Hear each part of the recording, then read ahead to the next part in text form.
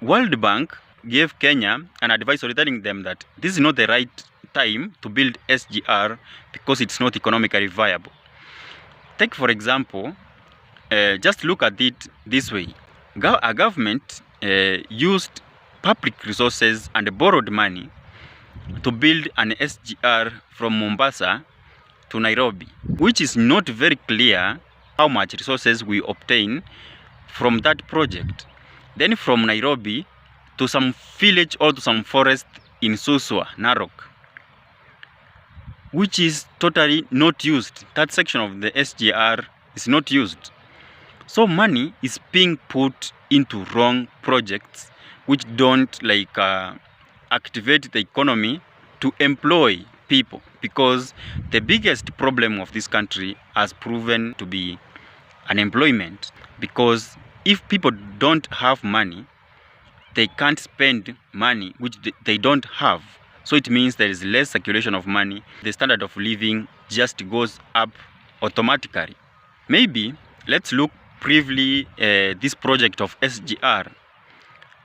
When the idea of SGR came up, the idea was to expand the current railways to standard gauge, from 1 meter gauge to standard gauge.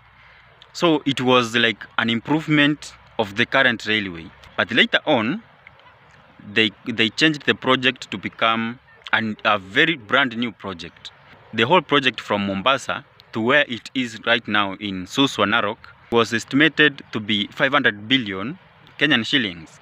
And the biggest contributor of that money, or the biggest donor of that money, which was supposed to construct that brand new SGR, was the government of China through a bilateral agreement.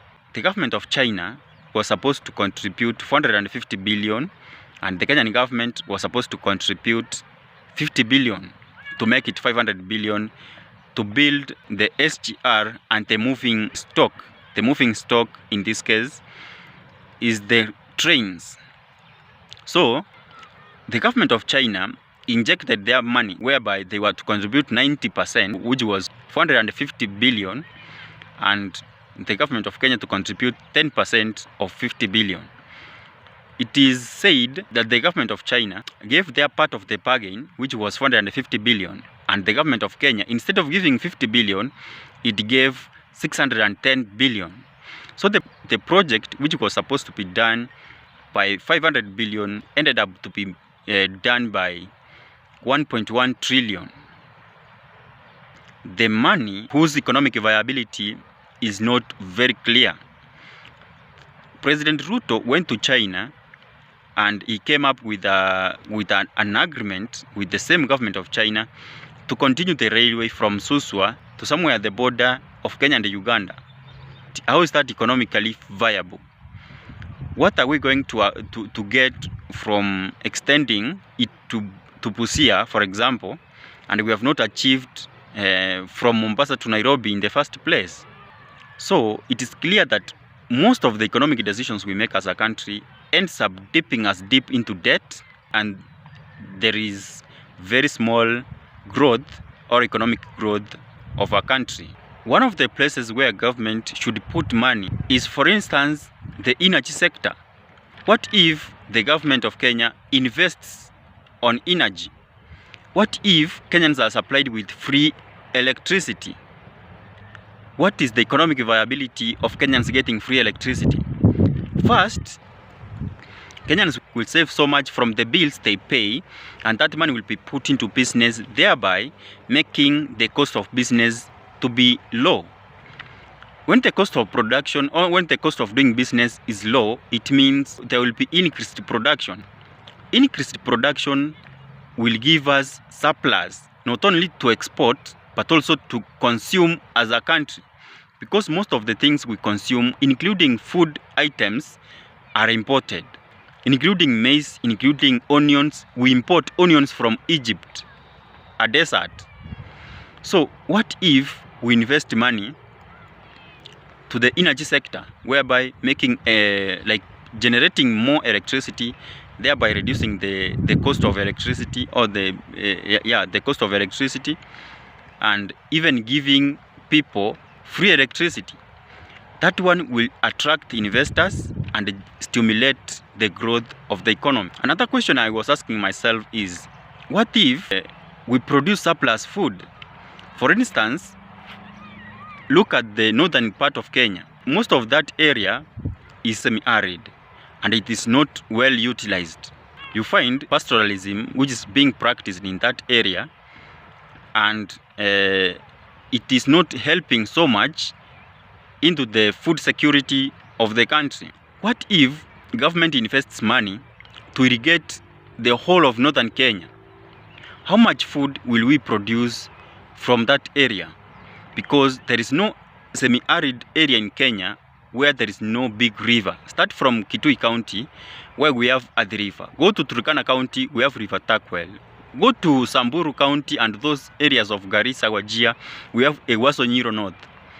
So there is no semi-arid area in this country where there is no big river.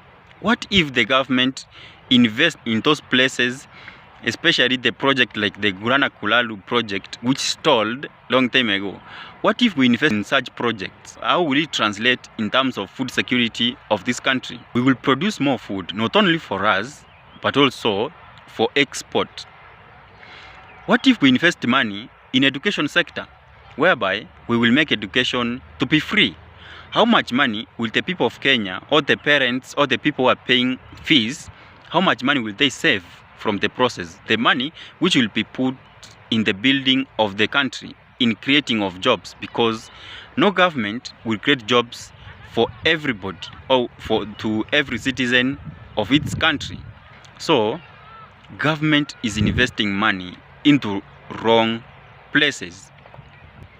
So government will invest money into SGR, which will in turn come out a project which is not helping anybody.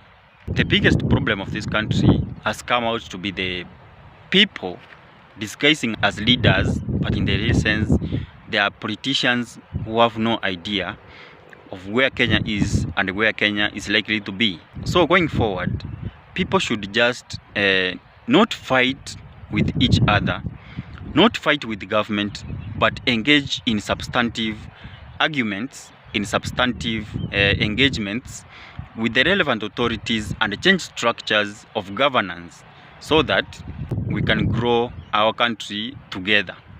We can't grow our country by bloodshed. Bloodshed doesn't help. It doesn't grow a country, but it steals very brilliant people from the country. So we don't have to fight.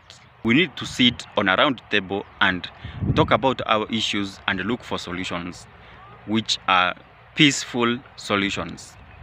So going forward, people should just engage in progressive ideas, not chaos, not bloodshed, not fights. We will continue with the engagement, and don't forget to like, subscribe our videos so that we propel the messages. Don't forget to share these messages to other people so that we can continue in these progressive talks, so that we can leverage our country together.